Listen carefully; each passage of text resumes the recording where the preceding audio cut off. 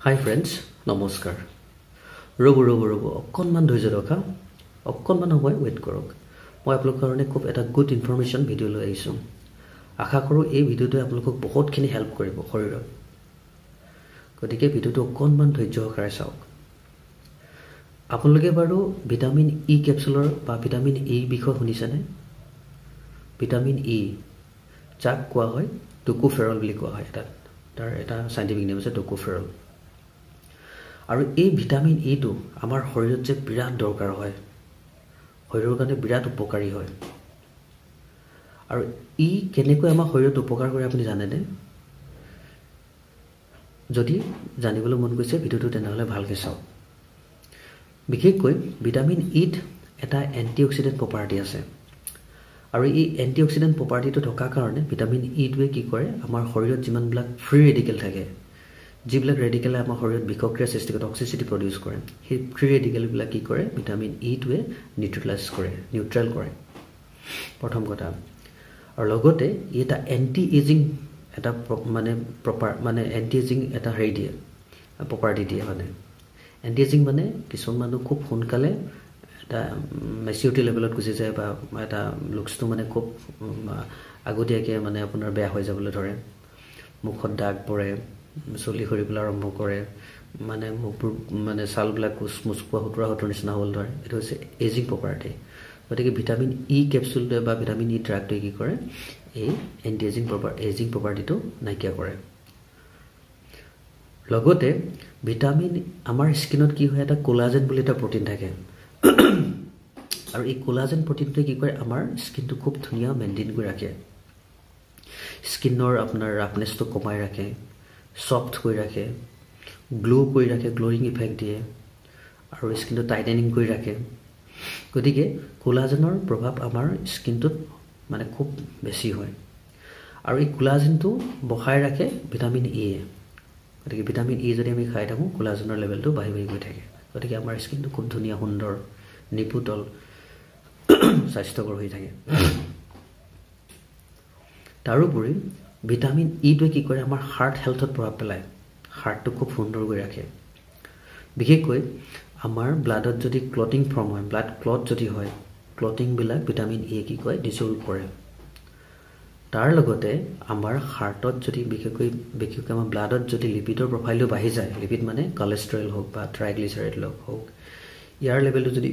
বাঢ়ি যায় তেনেহ'লে কি কৰে যে ভিটামিন ইয়ে এই লেভেলটো ৰিডিউস কৰি ৰাখে ট্ৰাইগ্লিচাৰাইড হওক বা কলেষ্ট্ৰল লেভেলটো ৰিডিউস কৰে তাৰোপৰি ভিটামিন ইয়ে আমাৰ কিছু ব্ৰেইনৰ যেটো আমাৰ কগনিটিভ ফাংচন হেতু ইনক্ৰিজ কৰে ব্ৰেইনৰ কগনিটিভ ফাংচনটো গতিকে আমাৰ ব্ৰেইনৰ এবিলিটিটো বাঢ়ি যায় আৰু ইফেক্ট আছে ভিটামিন ইৰ যেনে ভিটামিন ই কি কৰে আপোনাৰ ইনফাৰ্টিলিটি দূৰ কৰে লগত আপোনাৰ বডিটো ইমিউনিটি বুষ্টাৰ এটা বডিটো ইমিউন কৰি ৰাখে বুজিছানে গতিকে ভিটামিন ই প্ৰভাৱটো আমাৰ শৰীৰত বহুত বেছি হয় কিন্তু ভিটামিন ই যদি অভাৰডোজ হৈ যায় তেনেহ'লে কিন্তু আৰু প্ৰব্লেম হৈ যায় তাৰ কিন্তু সিৰিয়াছ ইফেক্ট আছে আকৌ এটা ডেইলি আমাৰ ভিটামিন ই শৰীৰত কিমান লাগে বিকজ ডেইলি আমাক লাগে 15 mg লাগে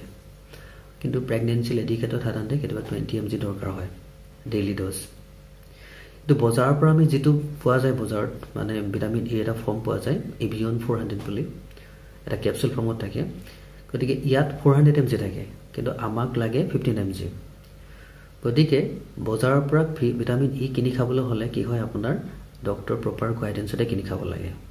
বিশেষকৈ 15 mg আমাক দৰকাৰ হয় আৰু ভিটামিন ইৰ প্ৰপাৰ্টিটো হৈছে কি ভিটামিন ই হৈছে ফেট সলিউবল হয় ই ওৱাটাৰ সলিউবল নহয় কিন্তু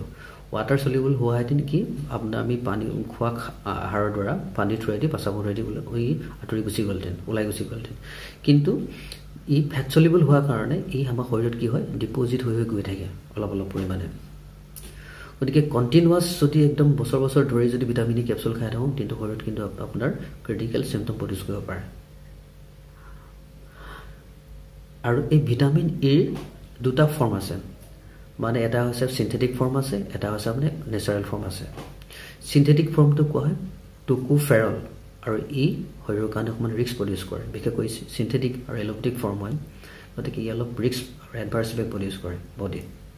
কিন্তু তাৰ যিটো টকোটিনল ই মানে হৈছে এটা নেচাৰেল ফৰ্ম, গতিকে ই আমাৰ শৰীৰত কি হয় ইমান ৰিস্ক প্ৰডিউচ নকৰে। আমি খোৱা খাদ্যবস্তুৰ পৰা পাওঁ ভিটামিন ইটো, যেনেকৈ আপোনাৰ বাদামৰ পৰা পাওঁ, ছানফ্লাৱাৰ অইলৰ পৰা পাওঁ,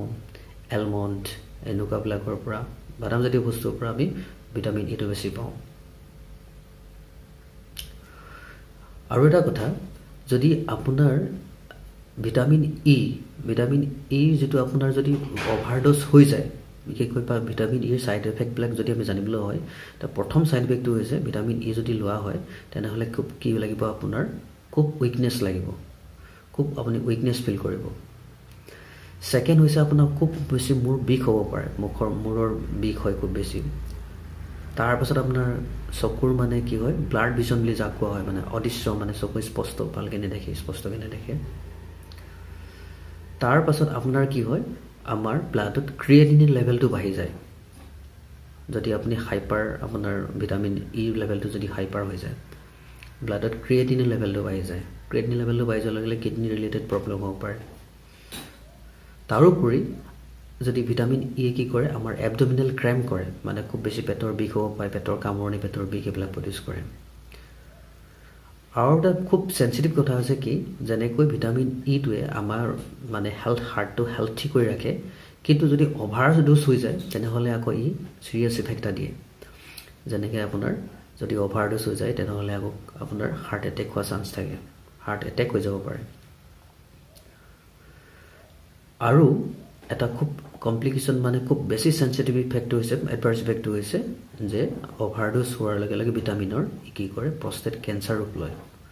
প্ৰষ্টেট কেঞ্চাৰ পৰ্যন্ত ই ফৰ্ম কৰি দিব পাৰে। গতিকে আমাৰ ভিটামিন ইটো যিমান শৰীৰৰ কাৰণে দৰকাৰী, কিন্তু আপুনি যদি উইদাউট ডক্টৰ মানে গাইডেন্সত যদি আপুনি ভিটামিন ই ডেইলি লৈ থাকি বছৰ বছৰ ধৰি কণ্টিনিউ কৰি থাকে, তেনেহ'লে এইবিলাক প্ৰব্লেম হ'ব পাৰে।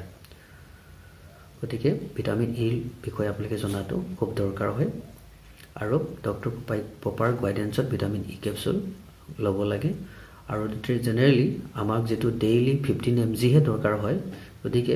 বিশেষকৈ মাৰ্কেটত যিটো ইভিয়ন 400 কেপচুল পায়, সেইটো আপুনি উইকলি মানে অল্টাৰনেট ডে 1 বা 2 টাইপছ টেবলেট মানে কেপচুলহে ল'লেই আপোনাৰ ছাফিচিয়েণ্ট হৈ যায় বডিটোৰ কাৰণে, ৰিকুৱাৰমেণ্টটো ফুলফিল হৈ যায়। গতিকে আজি ভিডিঅ'টো ঠিক ইমানেই আছিল। ভিডিঅ'টো চাই কেনেকুৱা পালে, যদি ভাল পাইছে লাইক কৰিব আৰু মোৰ ভিডিঅ'টো শ্বেয়াৰ কৰি দিব। ধন্যবাদ।